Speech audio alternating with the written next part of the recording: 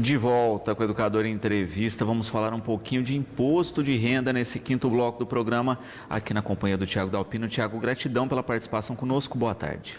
Boa tarde, Luciano. Boa tarde, telespectadores da TV Educador. É sempre um prazer estar aqui, levando um pouco mais de informação para a nossa comunidade batataense. Bom, sempre, né, o temido imposto de renda aí, vamos começar falando de prazos, né, Thiago? Como é que está previsto aí o calendário da declaração? Bom, imposto de renda, né, o famoso leão, as pessoas aí têm um certo receio dele, mas a gente tem que encarar o leão e ele não morde não, se a gente fizer certinho, ele é bem manso. Com relação ao imposto de renda, esse ano, houve um pequeno atraso aí de forma habitual, no início da entrega da declaração. O início agora irá se dar no próximo dia 15, logo depois do nosso feriado aí do município de Batatais, aniversário de Batatais. Então, na sexta-feira, estará disponibilizado no site da Receita Federal o programa gerador para que faça-se a entrega e já vai estar habilitado também a recepção por parte da Receita Federal. Então, agora na próxima sexta-feira, aí, o pessoal fique atento, dar esse início à entrega, mas isso não impede que as pessoas já vão separando os documentos, né? Os informes de rendimento que foram entregues pelas empresas, os extratos bancários, eventuais aí aquisições, venda de imóveis, de veículos. Então, essa documentação aí a gente já pode ir separando aí. Uhum. E é interessante também, né, quando a gente pensa nessa organização para a declaração, que é justamente isso, né? Olha, já tem que buscar esses informes, toda essa documentação, também para não deixar muito para a última hora, porque a gente sabe que vai ficando mais complicado.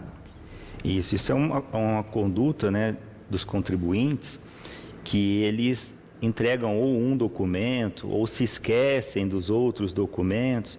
E hoje a Receita Federal, ela tem um programa aí bastante robusto, digamos assim, que ela sabe mais do que nós, essa que é a verdade. Então, evitar a omissão de declarações, alguma informação de forma equivocada que venha a ser colocada, ou até a colocação por exemplo, de um dependente que de fato não é dependente, ele já consta ou na declaração do esposo, né, ou da esposa.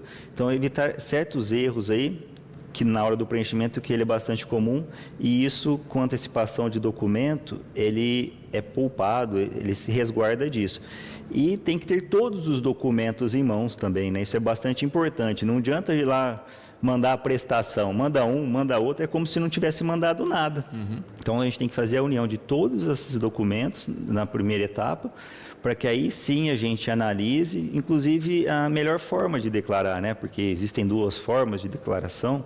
Existe a declaração completa e existe a declaração simplificada. Então, para que o contador tenha esse critério para ver qual é o melhor para o contribuinte, a gente necessita, de fato, dessa documentação de forma completa.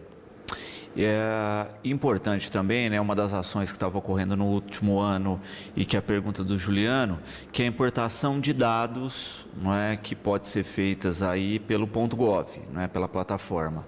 Ele pergunta, é seguro, né, em que sentido é interessante utilizar essa importação?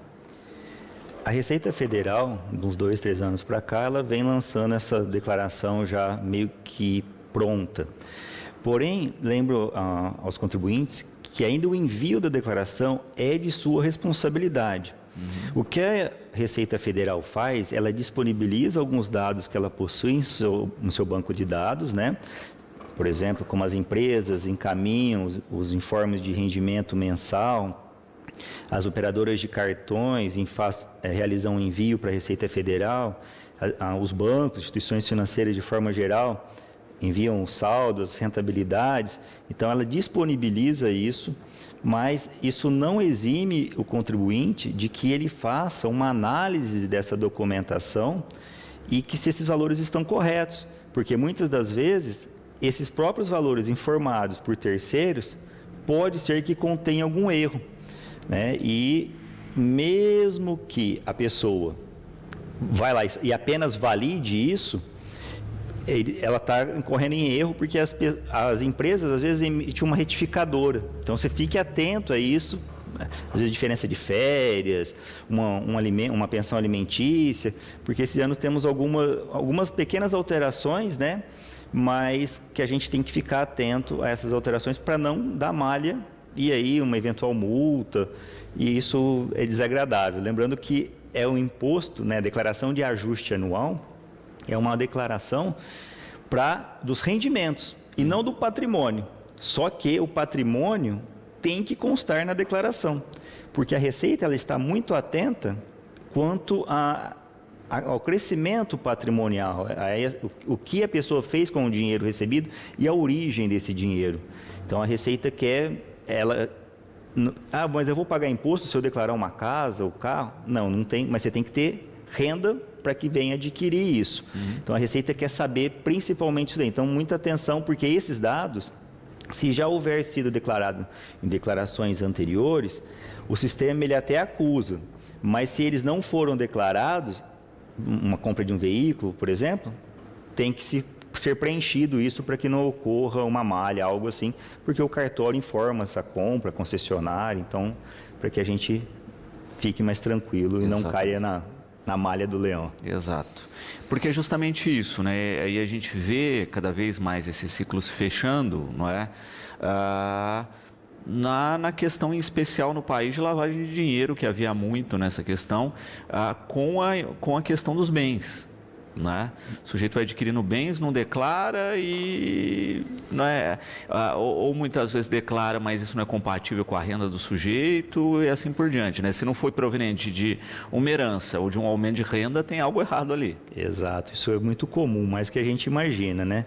Ou muitos autônomos, né? Ou pessoas aí que têm um microempreendedor e vão aumentando o seu patrimônio de forma que não é acessível, digamos, que ela não é conveniente com a renda declarada. Então, a gente tem que saber a realidade do que está acontecendo. Eu apareço lá com uma casa lá de 200, 300 mil e somei. Então, ganhei 10 mil reais, 12 mil reais no ano. Como que eu comprei essa casa? E aí o governo está atento. Lembrando que sonegação fiscal, né, é crime, lavagem de dinheiro é crime, pode responder criminalmente, a gente pode chegar aí a ser preso caso seja constatado isso. Então, há muita atenção quanto à declaração de bens, que eles sejam reais. E, principalmente, você mencionou questão de herança, não vou fazer herança. Muitos advogados, aí, eles realizam, de fato, o inventário. Mas lembrando que, mesmo ao fim do inventário, tem que ser feita a declaração final de espólio, que muitos não têm essa ciência, que essa declaração pode ser que tenha imposto a ser pago, sim, mas o principal intuito dela é comprovar a transferência de patrimônio entre o de cujos aí e os herdeiros. Então, isso também é bastante importante para que seja declarado. Perfeito. A gente falava desse prazo inicial, né? E a Carla perguntando aqui prazo final, Tiago. O prazo final, né? A gente tinha o costume de ser até abril, né? E a gente ganhou um mês a mais. Então, até maio, né, 31 de maio, que é o prazo final para que a gente faça a entrega meia-noite aí no site do governo. Nunca deixa para a última hora, né? Por favor. Porque às vezes congestiona o sistema, falta algum documento, então não é porque o prazo é lá na frente que a gente vai deixar para o último dia. Vamos antecipar para que a gente não tenha surpresa. E a vantagem aí de você estar antecipando é quanto à restituição, né? Caso você tenha direito a essa restituição, os primeiros a entregarem também são os primeiros a restituírem. Existem alguns critérios, né? Pessoas acima de 80 anos têm preferência, depois 65, as pessoas que têm por PIX, que informaram o PIX. Então, tem outros critérios, mas, em regra, quem entrega primeiro também recebe eventual restituição primeiro.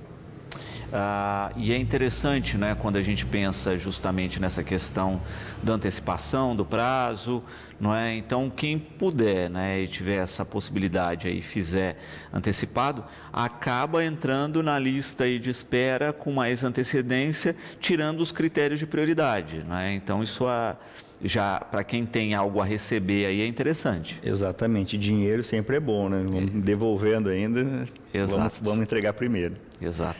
A obrigatoriedade, Thiago, vamos falar um pouquinho aí, né, do que tem que se declarar, do que não tem, é a questão do Augusto. Bom, quanto à obrigatoriedade e à entrega, são alguns itens que a Receita elenca, né? E você, cometendo esse fato gerador, um deles, você se torna obrigado a declarar.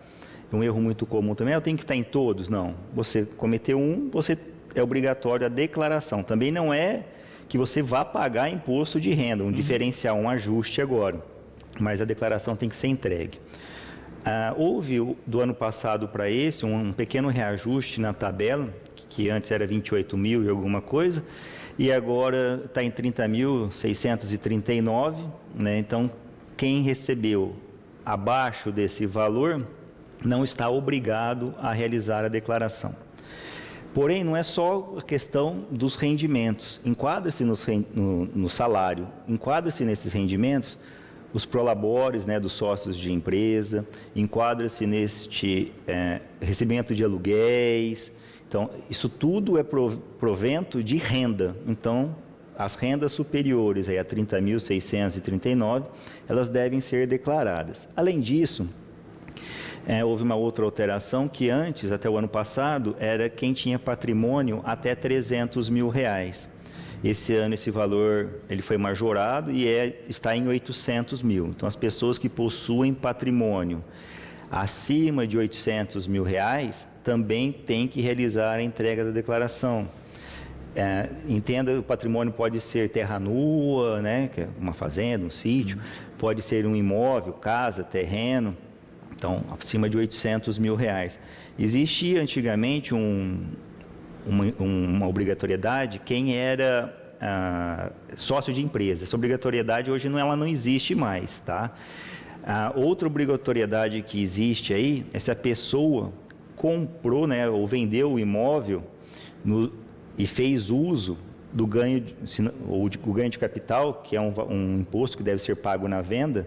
Então, eu vendi o imóvel, não paguei o imposto, ou eu paguei, ou eu deixei para pagar posterior porque eu ia utilizar esse valor na aquisição de um outro imóvel, né? Tem alguns critérios, o imóvel tem que ter 5 anos, o valor do imóvel, e tem 6 meses para uso. Então, se eu não utilizei, ou se eu utilizei, também eu preciso fazer a declaração de imposto de renda.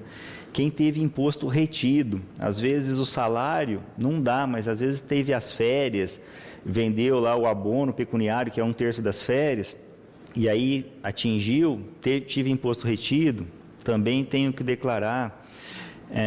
Existe a briga agora... Até porque se teve retido e declara, esse volta. Pode ser que volte, né? Pode ser. Aí tem que ver a análise se ele tem dependente, se é conveniente o simplificado ou o completo, por isso de toda a documentação para que a gente faça essa análise. Existem uns outros casos com relação se a pessoa teve mais de 40 mil reais em bolsa de valores. A Receita estava estudando, ainda não saiu a normativa, de que na atividade rural, por exemplo, você pode compensar o prejuízo, né, no ano posterior. Então, eu posso utilizar isso e não pagar tanto imposto. E talvez até sexta-feira saia a instrução normativa que você possa também fazer essa compensação quanto a ações. Então, a gente sabe que é muito volátil, ações eu posso ganhar como posso perder dinheiro no mercado financeiro, de fazer essa compensação, mas até agora não tem nada normatizado. A gente está aguardando regulamentação até nessa próxima sexta-feira. Algumas hipóteses, não sei se é o caso, de offshores, houve algumas alterações, que são empresas no exterior, que você é obrigado a declarar, questão patrimonial, você deve trazer para a sua declaração de imposto de renda, desmembrar se você tiver esse interesse. Também não sei se é o caso, se a pessoa tiver imóveis no exterior, você pode ajustar, é uma novidade aí, né? Porque uma vez declarado o valor do imóvel, né, na declaração de ajuste anual, você não pode sofrer alterações. E a Receita agora abriu isso, porém apenas para imóveis que as pessoas possuem no exterior, né? Então você pode trazer a valor presente esse imóvel esse valor para que pague menos imposto. Então, existem algumas novidades esse ano que a gente tem que estar analisando aí com cuidado e não só estar importando as informações. Facilita, sim, né? O mecanismo da Receita Federal, só que a gente tem que estar analisando. E lembrando que, caso a pessoa faça a opção, que a gente falou no bloco passado, dos dados por parte da Receita, existe na Receita 3 categorias lá, né? O bronze, prata e ouro. A partir desse ano, o bronze não é mais aceito também, então só prata e ouro. Você tem que aumentar o nível de segurança. Isso é relativamente fácil, a gente pode, através de aplicativo, é feito um reconhecimento facial, né? E para que a gente possa fazer essas importações. Mas lembrando que existem outros detalhes que a gente deve se atentar também aí, tá? E de novo, né? Por isso que é importante fazer a questão, tudo isso com antecedência, né? Fazer a validação do aplicativo aí não é rápido, né? Às vezes ele trava, dá probleminha, se deixa para a última hora, vai ter dor de cabeça, né? E toda essa avaliação dessa documentação dentro dessas novas regras também precisa ser feita com calma. Isso. Com relação ao aplicativo, ele busca no banco de dados do governo, né, para que você faça a validação física ali do rosto da pessoa. Porém, ele busca onde isso? No título de eleitor, na CNH da pessoa, no RG. Então, lembrando que o RG tem que ter no máximo 10 anos, existem algumas alterações. Então, a pessoa tem um documento muito antigo, não fez a validação biométrica lá nas eleições, então ele não consegue fazer essa validação. Apesar de ser simples, ao buscar a imagem no banco de dados do governo, não vai encontrar. E aí causa-se um certo transtorno, por isso a vantagem aí de estar antecipando, para que se for o caso, né, a gente solucione isso e faça aí o aumento do nível de segurança no site da Receita Federal. Vamos falar um pouquinho da questão de doações, né? Como é que se declara doações, como é que aparece, e eu posso abater algum tipo de doação? Quanto a doações, existem diversas formas de doações. Doações recebidas, né? São doações que você, por algum motivo, um pai, uma mãe, fez uma doação, seja em bens ou em espécie, em dinheiro. Essas doações, elas são isentas de imposto de renda. Porém, lembrando que o Estado ele tem competência de tributar, né, através do ITCMD, que é Imposto de Transmissão, Causa Mortes e Doações, um valor. E no Estado de São Paulo, ele é 4%. Porém, ele é 4% dos valores que superarem 2.500 UFESPs. A UFESP é variável e hoje dá em torno de R$80 mil, algo assim. Então, doações superiores tem que pagar. As doações realizadas, né, muito cuidado com isso. Eu vou doar para uma instituição X e aí eu vou abater isso do meu imposto de renda. Tem que ver se o projeto dela contempla essa doação. Em regra, não contempla. O próprio sistema do imposto de renda, ele dá lá o fundo do idoso, o fundo da criança. Essas doações, sim, podem ser realizadas, né? E tem um abatimento de até 6% sobre o imposto devido. Então, para que eu faça a doação, eu tenho que ter o imposto a pagar. Lembrando que é 6%. Porém, esse valor ele deve ter sido feito no ano anterior, ou seja, até o dia 31 de dezembro do ano anterior, para que eu possa utilizar. Na entrega da declaração, eu também posso direcionar parte do imposto, né, que eu teria que pagar. Só que esse valor de 6, ele cai para 3%, então ele é metade. Então, cuidado com isso também na declaração, porque às vezes a gente ajuda algumas instituições do nosso município, né, ou da região, e quer lançar isso. Muito cuidado para não cair na malha quanto a essas deduções que não são legais. Caso você faça opção e exista a previsão legal, a instituição tem que fornecer um documento para que você faça essa declaração, como os bancos fornecem, como as empresas fornecem. a instituição também tem que fornecer esse documento para que você faça o lançamento. Não é lá eu somar os PIX, os carnezinhos lá e realizar o apontamento. Então, muito atenção quanto a isso também, tá? E quem tem doação superior a R$40 mil, quem recebeu isso, mesmo não sendo tributado, também é uma das obrigatoriedades para que faça a entrega da declaração. Tem que declarar para ficar nítido. Isso, mesmo aí que não pague o imposto, mas eu tenho que declarar. Perfeito. E é interessante isso, né? Porque quando a gente fala, né, dessa doação antecipada ou no ano anterior, a gente tem, por exemplo, ações aqui no município, Fundo de Direitos da Criança e do Adolescente, não é? Que vai lá, faz o carnezinho, faz todo o trâmite aí, para que as pessoas possam realizar legalmente essa doação e depois abater do percentual do seu imposto. É porque o Brasil, por ser um ente federativo, a gente recolhe o imposto e vai embora, na verdade, né? Vai para Brasília e depois eles devolvem para cá um percentual. Às vezes demora, algum projeto. Então, para que não vá e volte, a gente tem essa previsão legal de que faça uma doação do valor que eu tenho imposto devido, né? E já fique no município. Lembrando que eu tenho que ter o imposto devido. A gente já chegou, eu quero doar para a instituição X ou para o fundo, que existe a previsão, mas eu não sou obrigado eu não tenho rendimento suficiente, então eu não posso abater algo, né? Porque eu não paguei, aí não tem esse abatimento. E é interessante também tocar isso, porque como eu faço a doação um ano antes, eu faço uma previsão aí do imposto que eu vou declarar, né? E às vezes eu acabo doando um pouquinho a mais. Na hora de abater, eu vou conseguir abater só o percentual que a lei permite. A gente tem que tomar cuidado com isso, e por isso que a gente tem que separar a documentação antes, fazer um acompanhamento, se possível, aí, de forma mensal, né, para que a gente oriente qual é o valor ideal para que seja feita a doação, né? Não que seja perdido o dinheiro, porque a instituição vai estar sendo utilizada, mas eu não vou poder usufruir dessa restituição aí desse valor. Exatamente, né? E às vezes, olha, doei menos do que eu poderia doar, só vou conseguir restituir aquele percentual também específico relativo à doação que eu fiz. Isso, o abatimento ele é feito na proporção que é feito a doação para a instituição. Isso mesmo. Né? Por isso que tem que se ficar de olho aí, fazer corretamente esse passo a passo aí da doação para não ter problema. E é interessante muitas vezes até para a empresa, né? Porque muitas vezes a empresa, por exemplo, faz doação para instituições culturais, por exemplo. Aí vai lá, coloca o seu patrocínio, a sua logomarca, etc.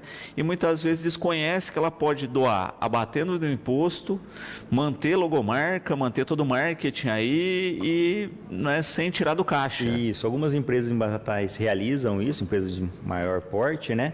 Mas existe sim essa previsão, às vezes em projetos audiovisuais, existe sim essa possibilidade e acaba utilizando a propaganda da empresa, aí falando que ela apoia, ela patrocina esse tipo de arte, né, de cultura, é bastante interessante para as empresas, é importante. Ricardo aqui parabenizando pelas colocações e falando também a respeito, né, do que a gente estava falando, da documentação comprobatória, né, sempre do imposto, que ele chegou a ter problema na questão de despesas médicas, né, que é uma questão que se abate, mas tem que estar tudo certinho e o outro lado também tem que declarar. Isso, despesas médicas, aí como existe a restituição, não tem limite para que seja utilizado despesas médicas. O profissional da área da saúde, ele faz a entrega de um documento que chama DMED e aí ocorre o cruzamento de dados por parte da Receita. Então, que a gente tenha todos os comprovantes, recibos, né, ou notas fiscais, para que se o profissional lá na outra ponta se esqueceu de colocar, informar isso, a gente tem o documento probatório e faça valer esse desconto junto à Receita Federal. Outro também que costuma acontecer, e é uma novidade esse ano, é que relação a alimentos, pensões, né? Lembrando, ele me ajuda com tanto. Lembrando que tem que ser através de sentença judicial, né? Não pode ser de livre e espontânea deliberação, porque o documento seria sentença. Mas esse ano, já era abatido de quem realiza esse pagamento. E a novidade esse ano que a Receita traz é que quem recebe esses valores também, eles são isentos. Antes ele era tributado pela pessoa que estava recebendo, né, um eventual cônjuge, filho, e a partir desse ano ele também entra no rendimento de isentos. Então tem mais essa alteração aí, que é importante para a população saber. Até porque, se a gente for pensar, né, é um recurso destinado a uma ação, muitas vezes de alimentos, né, que a gente está falando aí, não tem por que ser tributado. É porque já foi pago, né, pela pessoa que está realizando Sim. o pagamento. Então teria a bitributação em cima do mesmo valor. Por esse motivo, a isenção dos valores. Muito bom. E Miguel aqui também parabenizando pelas explicações, colocando uma questão a respeito do programa da Receita, né? Se o programa esse ano, o programa já faz o envio ou você tem que baixar também um programa à parte para o envio, como foi em alguns anos? Bom, a gente não sabe, né? Acredito que vai ser feito pelo próprio programa, mas como ele vai ser disponibilizado apenas na sexta-feira próxima, a gente está aguardando aí para ver como vai ser o funcionamento, mas acredito que o próprio programa faça o envio. E isso é um detalhe que as pessoas têm que ficar de acordo, né? Que assim, não é só preencher, é preencher, conferir os dados e enviar. Né? Isso, senão fica na máquina ali. Senão fica na máquina e não serviu para nada ter a dor de cabeça do preenchimento. Exatamente, o envio é importante e no prazo, né? Isso é mais importante ainda. Exatamente. Falávamos, né, da importação dos dados aí pelo .gov e Juliana colocando aqui, né, de ficar atento a essa questão na revisão depois da importação, porque no caso dela vieram dados equivocados. Isso pode acontecer? Pode, a gente já mencionou. Muitas das vezes a própria empresa ela pode realizar a entrega de uma movimentação para a Receita Federal e constatar ali que houve algum erro no envio e reenviar, realizar uma declaração retificadora. E a pessoa não está atenta a isso, né? E faz a entrega com os dados anteriores e o que vem gerar transtornos aí, ou imposto a pagar, ou a restituir a maior, não sei. Mas a gente tem que estar bem atento, mesmo importando os dados. Tá? Uhum. É a mesma questão do Cláudio aí também, que quando ele importou, veio algumas despesas relacionadas à saúde, que de fato ele tinha feito, mas veio o dado e não o valor. Né? Porque aí quem realizou a entrega lá, né, a instituição médica, o laboratório, a clínica médica, o hospital, ele fez a entrega e pode ser que ele tenha se equivocado, às vezes na hora de digitação, um zero a mais, uma vírgula, e o que dá malha. Então, tenha todos esses documentos em mãos para que, malhando isso, acontecendo isso aí, a gente consiga, através de um recurso administrativo, comprovar que o erro não foi do contribuinte, e sim da pessoa que realizou o envio das informações para a Receita Federal. E isso a gente tem que ficar atento justamente por isso, né? A questão agora dos dados é que o sistema já cruza isso. Então, a chance de dar malha está cada vez maior na questão do cruzamento dos dados. Isso, cada vez maior, principalmente quanto a movimentações financeiras, né? Que as pessoas não realizam a declaração e movimentam valores superiores em suas contas bancárias, aplicações que não possuem lastro, então eu tenho dinheiro aplicado no banco e não tem origem esse dinheiro, porque para a Receita Federal a gente é um número, é um CPF, e aí ele quer saber, justificar da onde que veio, se é uma lavagem de dinheiro, né? Se é uma forma irregular de obtenção de recurso. Se você comprovar, não tem problema. Só que aí você vai pagar com multa e juro o valor devido do imposto à época. Então, muito cuidado. Antigamente tinha muito o pessoal tirar o saldo no dia 31 de dezembro, para não passar saldo. Não sei. E hoje, isso daí é em vão. Muitos bancos nem realizam mais a emissão, né, desses cheques administrativos, porque os bancos realizam a entrega da e-financeira para a Receita Federal e lá está em toda a movimentação, as aplicações, os juros que os bancos pagaram, os juros que foram recebidos, então não tem mais jeito de escapar ali. Aquele lançamento do final do ano que você tira lá, aquilo é só para constar no preenchimento dos dados. Só, mas ali eles já sabem tudo que a gente movimentou no transcorrer do ano. Às vezes, movimentação de cartões de crédito atípica, né? Movimento lá 3, 4, 5, 6 mil reais no cartão de crédito e eu declaro que eu recebi um salário mínimo, mas como você está tendo renda para pagar o cartão? ou às vezes a pessoa tem um MEI lá, maquininha de cartão no nome dela, e aí não declara, também tem um faturamento até superior às vezes ao limite do MEI, e aí vai ser tributado como pessoa física, 27,5% na alíquota. Então, muito cuidado quanto a esses detalhes, porque todos esses dados, eles são enviados. Ah, mas eu não quero que envie. Não tem como você não querer que envie, né? Locações de imóveis, por exemplo. Ah, não vou declarar o que o meu inquilino pagou. Ah, se o inquilino declarar, também cruza os dados. Então, hoje, a informática, ela nos facilitou em alguns campos, mas a fiscalização se tornou assim, mais rigorosa e mais rápida, né? Hoje é feito tudo por inteligência artificial, não tem mais fiscal, são só cruzamento de dados mesmo. E você tocou na questão do MEI, a pergunta do Gustavo aqui, não é? A declaração do MEI e a declaração pessoa física são declarações à parte. Isso. O MEI é uma empresa, né? Apesar de ter uma confusão patrimonial ali, mas ele é um CNPJ, ele tem seus rendimentos, ele tem seus prazos legais, o seu imposto devido. E a pessoa física tem o seu prazo, os seus impostos diferente, né? Por exemplo, eu sou MEI e faturei aí R$6.000 no mês, eu vou pagar lá aquele valor fixo estipulado pelo governo. Se eu sou MEI, por exemplo, e eu tenho uma maquininha de cartão, mas não está no CNPJ da empresa, e passei esses R$6.000 ali na maquininha de cartão, eu sou tributado como pessoa física. Ao invés de eu pagar o valor fixo, eu pago 27,5% sobre o valor transacionado. Então, esses são detalhes que a gente tem que ter esse cuidado aí, para que não caia na malha aí. Perfeito. Tiago, lembrando aí, não é, que a partir de sexta a gente tem aí, de fato, não é, a bola em jogo, não é? Então, detalhezinhos das regras, etc., talvez a gente tenha que dar uma retificada aí nos próximos dias, até porque aí, de fato, a gente vê como o programa vai estar funcionando nesse ano.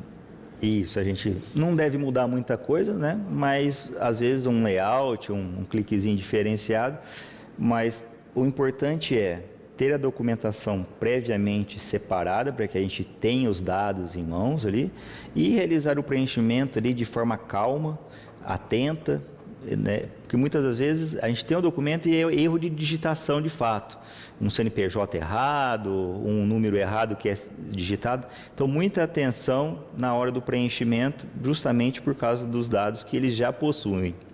Muito bom. Tiago, gratidão pela participação conosco, fica sempre o convite aqui de participação e a gente espera que a gente tenha aí, né, um período tranquilo de declarações, que as pessoas se programem para não deixar para a última hora.